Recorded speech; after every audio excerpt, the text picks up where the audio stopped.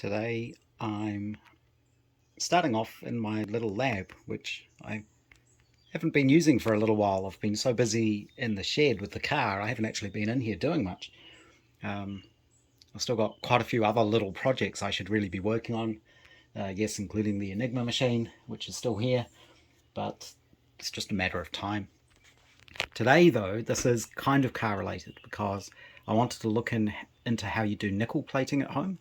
On these pre-war cars, a lot of pieces are nickel plated, and it's also just a good finish to give things rust protection, and it can be nice and shiny as well.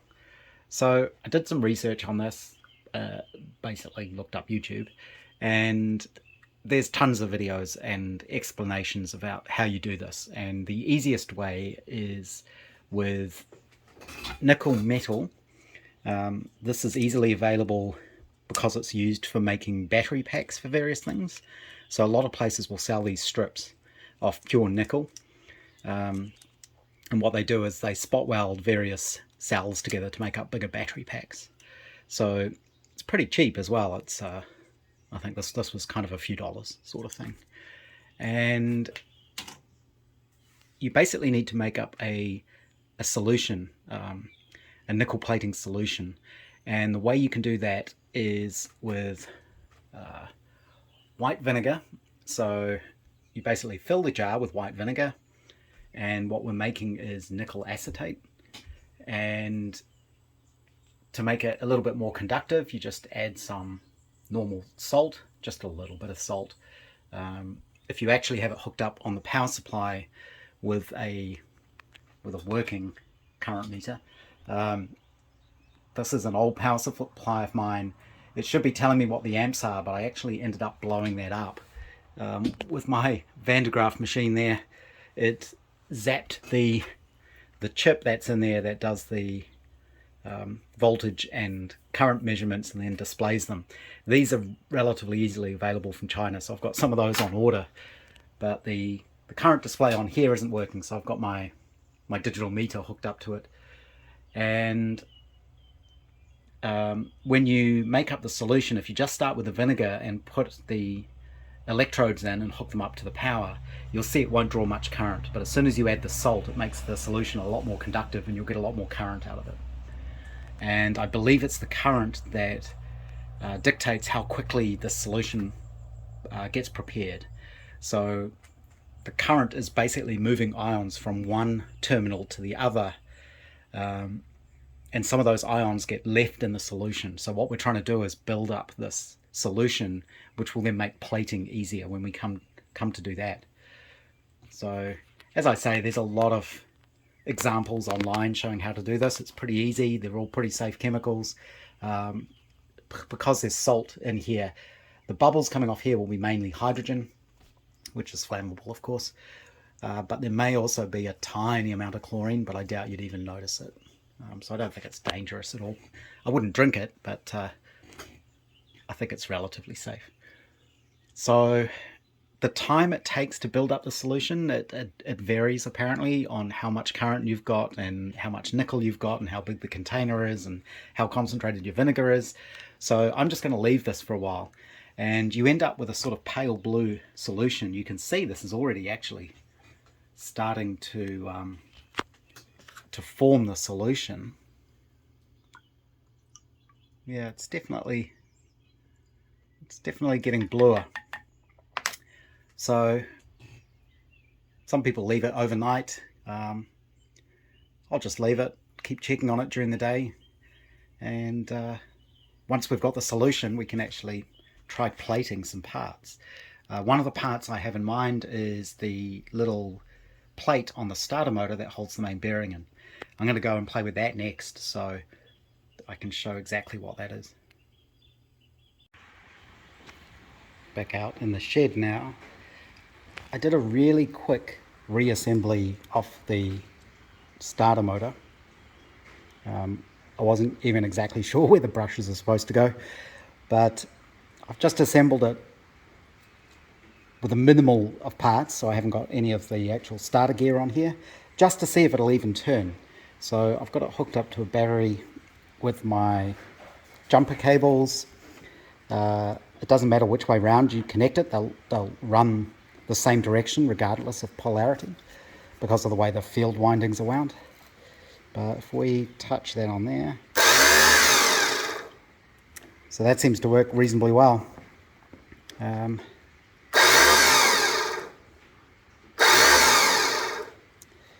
not sure how much current this battery can supply, which is one of the things I wanted to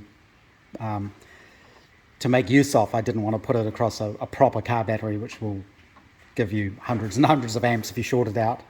I thought this one might be a little bit safer, but it's only, what, 150 watt battery. But it's enough to prove that this works and it runs. So I'm guessing the positions I've got the brushes in are correct there. The direction of rotation, so it's rotating that way round, which means on the engine, I have to think about this because it's effectively backwards. If you imagine that's the engine, the starter motor clamps in there, the flywheel's on here. So I think this might be, if it goes that way, that's going backwards. So I need to rotate the brushes around. I think that should reverse the direction. The other way to tell would be put all of this gear back on it and see which way the things fling out, I guess. I need to think about that. Sometimes figuring out these directions can get a little bit weird in your head. I have rotated the brushes around 90 degrees, and that does reverse the direction that the motor spins. But probably somebody's already spotted this. I was actually correct the first time because I forgot that the starter gear is engaging with the gear on the flywheel. So I've actually tipped my engine up so I can picture this better. If you're looking from the front of the engine and the flywheel is going clockwise, the starter motor sits on here, it's got a gear, and because you've got two gears meshing, you need this to go anti-clockwise. So it was right the first time. So I'll put it back to how it was, and I'll put all of this gearing on there and see if that actually behaves the way it's supposed to. Okay, it's all assembled again. I've got all the drive gear on the end here. The other thing to note about the Riley starter is I think it's backwards to most cars. I honestly can't remember exactly how it works in either the Austin 7 or the MGB, but from memory the starters work by flinging the gear out and then it comes back. On the Riley it's the opposite way around, so the starter sits here, the flywheel's in here with the teeth on it, and the gear is sitting out here. So when you engage the starter, it pulls the gear in, and you can see that happening. We power this up.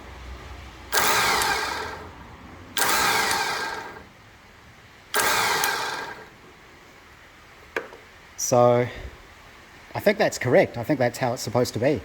So rebuilding this turned out to be a lot easier than doing the dynamo. What I'll do now is strip it all down again. I'll mark exactly which way around I've got all of this. In fact, let's film this now so I know which way around to put this back together, because I want to paint all of this.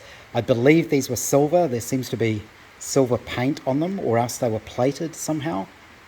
But I'll take it apart again, give it a nice clean, and I want to, as an experiment really, test this nickel plating on these end caps. Unfortunately, I've run out of degreaser or cleaner, parts cleaner, carb cleaner, because I want to clean up all of these little screws and bits and pieces which are all still pretty greasy. But yeah, that seems to work well. Also, I don't believe these are supposed to be oiled, so I just used some graphite on them, because I think if you oil them, they can pick up grit and dust and stuff like that, and they can end up sticking. Because there's nothing, this is just free. I have seen some films online. I search out all the different Riley films on YouTube, and there is a film showing an engine running on a stand, and it looks like this is just floating because at points it sounds like it's rattling against the flywheel, which is kind of interesting. The other one I've got, I think, had a little spring on it.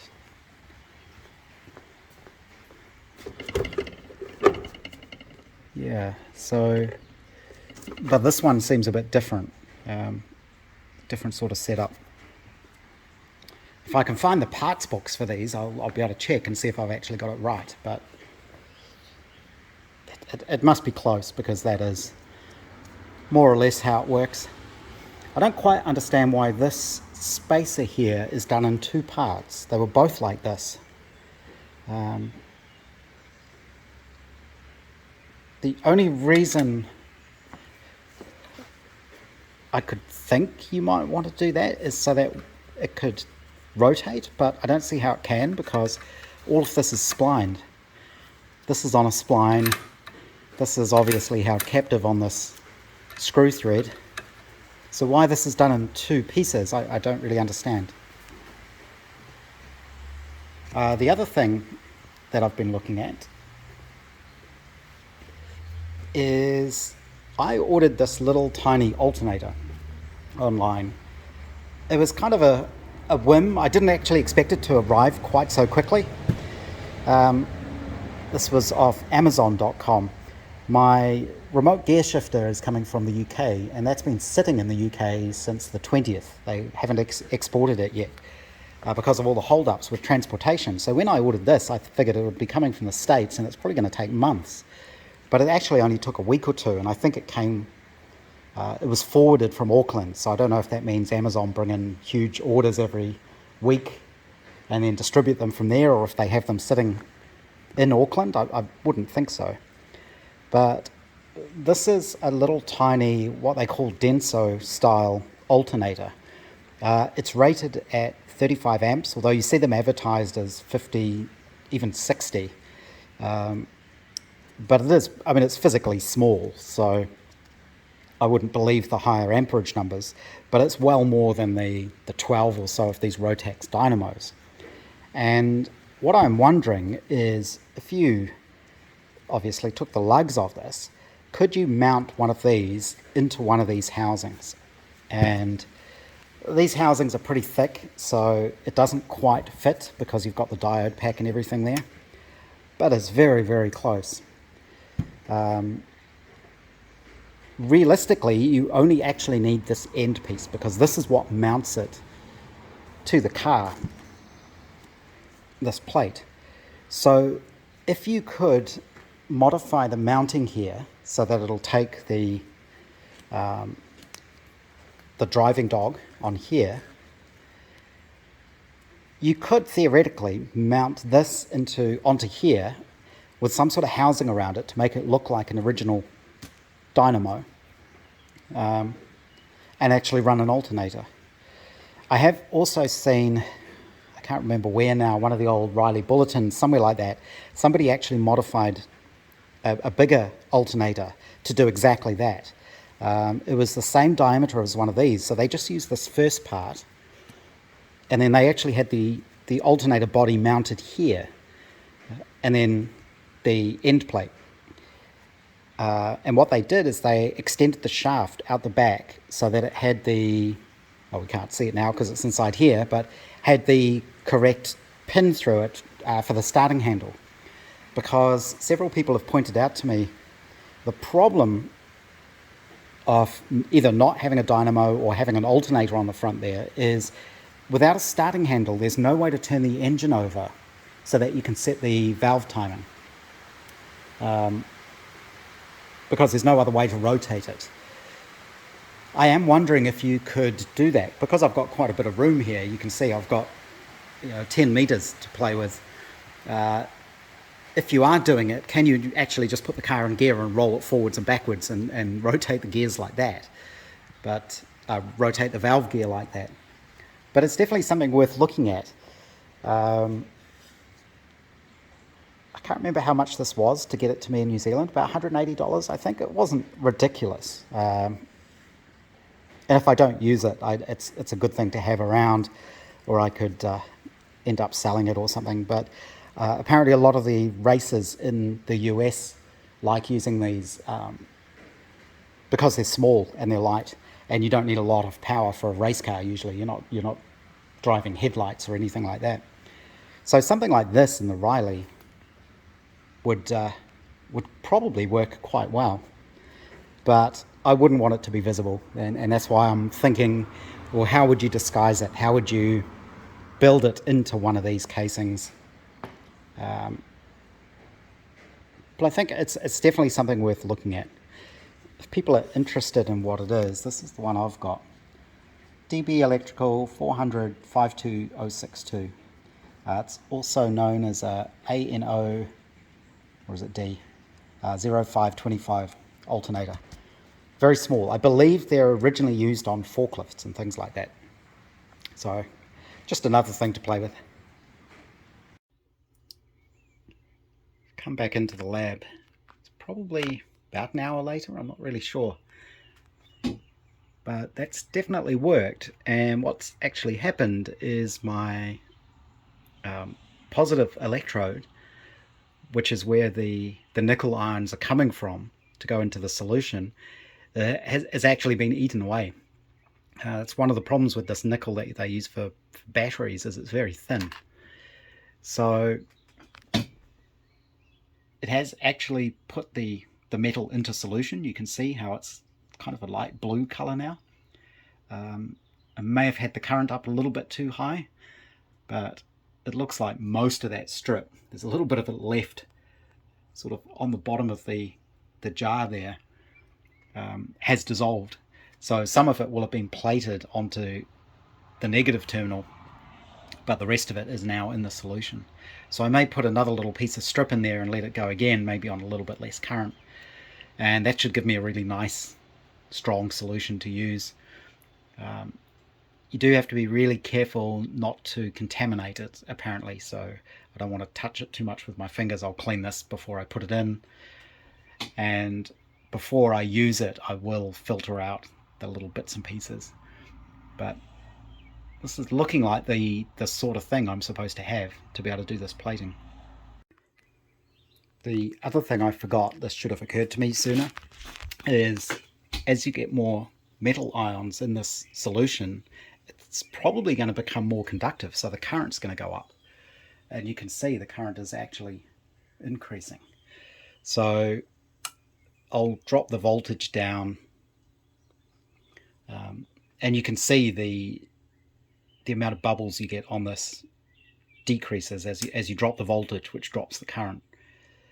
So if I turn it right up, it goes mad. And because all we're trying to do is get the ions into the solution, I have no idea what the optimal settings for this would be. It's just going to be a matter of playing with it and figuring it out. But let's see, 6 volt, there's about half an amp going through it, which is probably a little bit safer. I'll just leave it like that. The other thing is this warms up, so it's not hot or anything, it's just slightly warmer than when I started.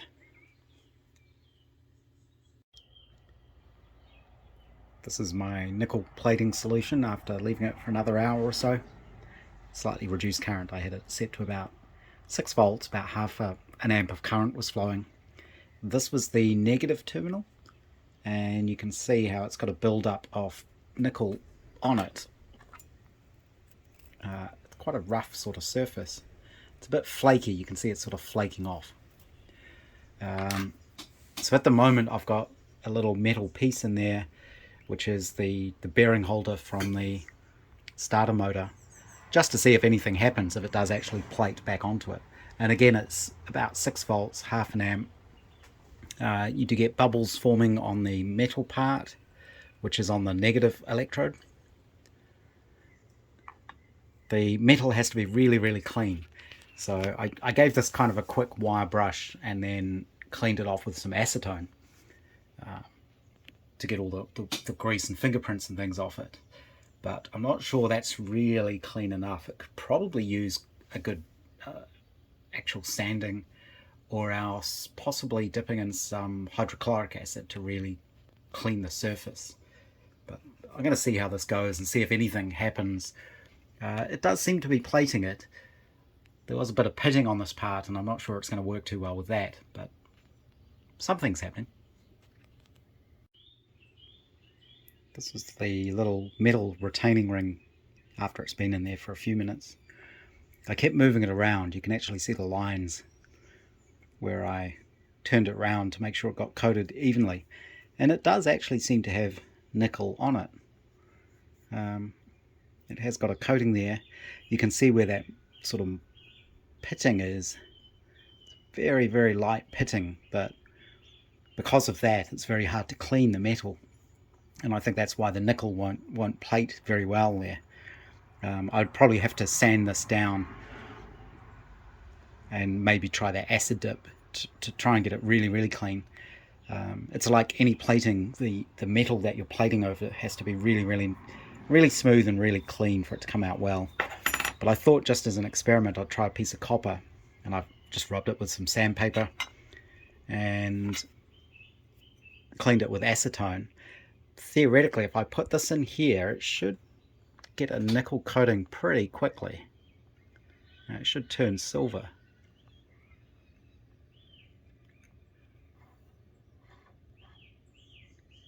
I think it's not really working as well as I would have thought. I may need to play with the voltage and the current and things like that, of course. So I'm going to give that a go and see if it makes it any better. But the good thing about using copper is you can see what's happening, whereas with a shiny piece of steel, it's silver already, so you can't really see the difference. I left this in for 10 minutes, and it is starting to get a coating. There's actually more of a coating on the back, which I didn't bother cleaning, and you can see, because I didn't clean it, that the nickel just flakes off. But it is definitely plating it, just very slowly, which makes me think this solution isn't very saturated. So I probably need to run that for a lot longer to make this a more saturated solution, and then I think the plating will work a lot better. This thin strip may not work so well because as you're building up the solution, of course, it's using up the nickel. Because it's so thin, it just ends up falling apart pretty quickly. But I'll give it a go. I'll see if I can leave it a lot longer. I might get a much better solution. People talk about leaving them 12 hours, so it may be an overnight kind of thing. It's another day of lots of little bits and pieces. I'm preparing more of the plating solution. I'm cleaning up parts off the starter motor because I want to paint them. It's not a very good day for painting because it's raining. And I've been cleaning parts up and I'm baking them in the oven to make sure they're absolutely dry. So while I'm waiting for that to happen, I took the tin off the back of this alternator, and unfortunately you wouldn't be able to extend the shaft because you can sort of see the slip rings come right to the end of the shaft there. So there's no way you could extend that. But the good news is the guts of this are actually small enough to fit in there, I think. It would be tight, but without the cover on, the electronics pack will slide in there. It won't at the moment because of the terminal coming off the end. Just can't really get it to fit. But even if you had to make up a new outer cover for this,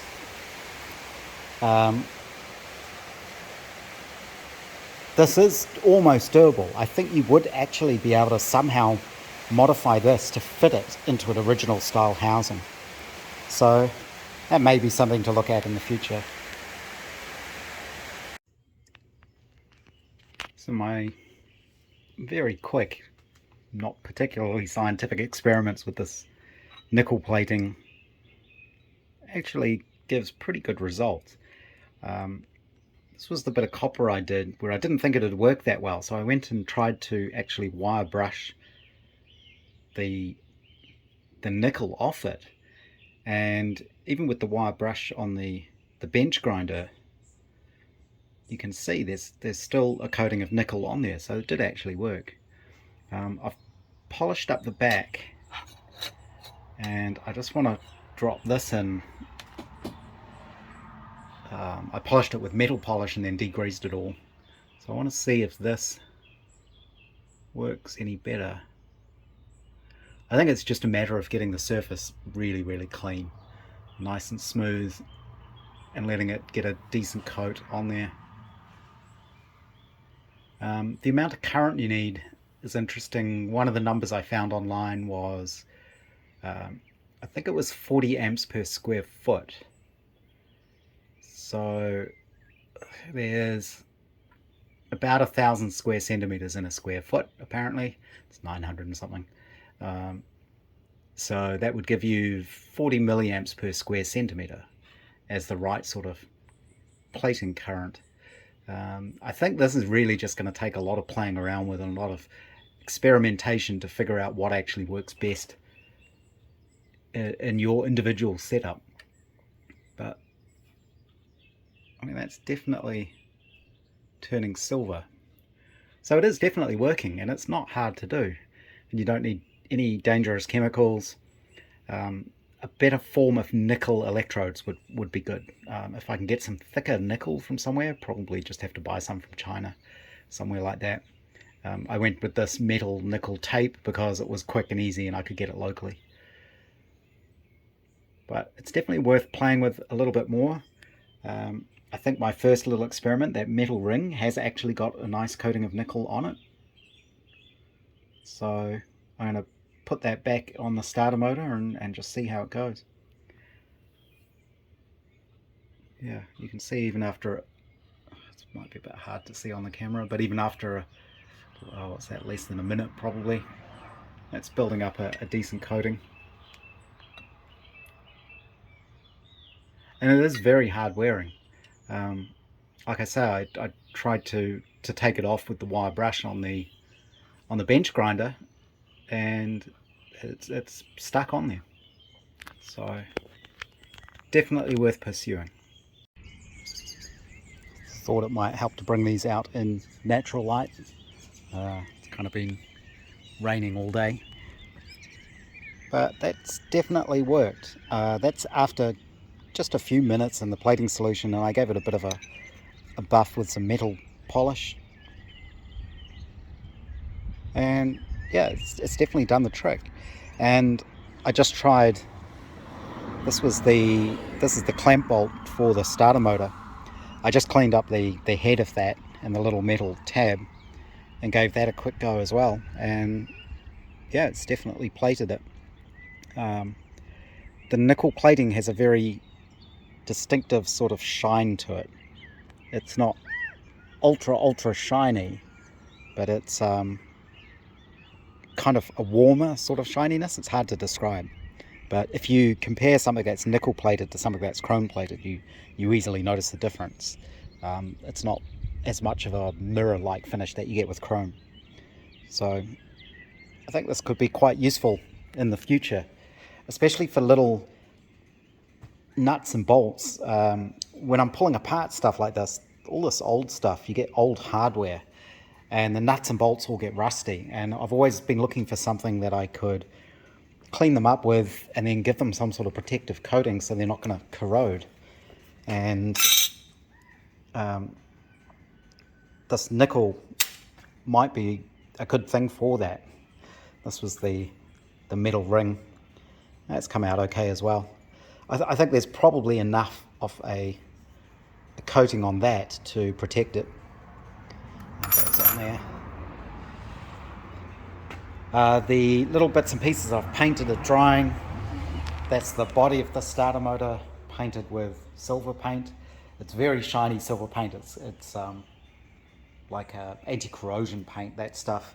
But it dulls down after a while. If you handle it enough with greasy hands, eventually you get this sort of finish on it, which is much more like what they should be. So I'll just probably rub some grease on it or rub my hands on it. And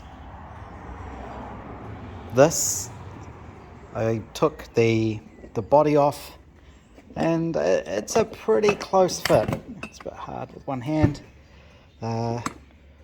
You can see if the housing was thinner, you could definitely hide this inside a metal tube that looks the same as a dynamo. You'd have to cut off the mounting ears, of course. So again, it's just a distraction, really. I've got more important things to do, but it's just another little thing to look at.